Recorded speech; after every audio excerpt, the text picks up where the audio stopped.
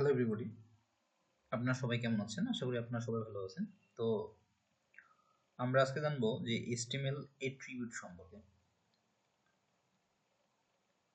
HTML attribute হচ্ছে HTML এর উপাদান সম্পর্কে অতিরিক্ত তথ্য প্রদান করে। সকল HTML এলিমেন্টের এট্রিবিউট থাকতেই পারে। এট্রিবিউটগুলি এলিমেন্ট সম্পর্কে অতিরিক্ত তথ্য প্রদান করে। এট্রিবিউটগুলি সর্বদা স্টার ট্যাগে নির্দিষ্ট করা থাকে।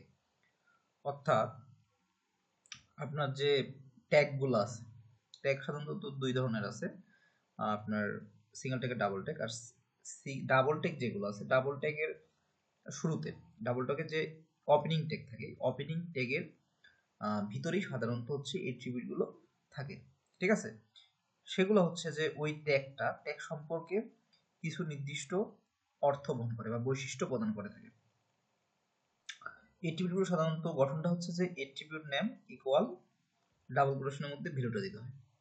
আর আরেকটা জিনিস যে always use lower case attribute. ঠিক আছে, তো এট্রিবিউটগুলো অবশ্যই ছোট হাতের অক্ষরে আপনারা দিবেন, এই জাতীয় বলা হয়েছে। তো পরবর্তীতে আমরা এট্রিবিউট সম্পর্কে আরো বিস্তারিতভাবে জানবো। যদি এট্রিবিউট সম্পর্কে কারো কিছু আপাতত জানার প্রয়োজন হতে পারে, তাহলে হচ্ছে আপনারা অবশ্যই আমার ভিডিওর নিচে কমেন্ট করবেন। ধন্যবাদ সবাই।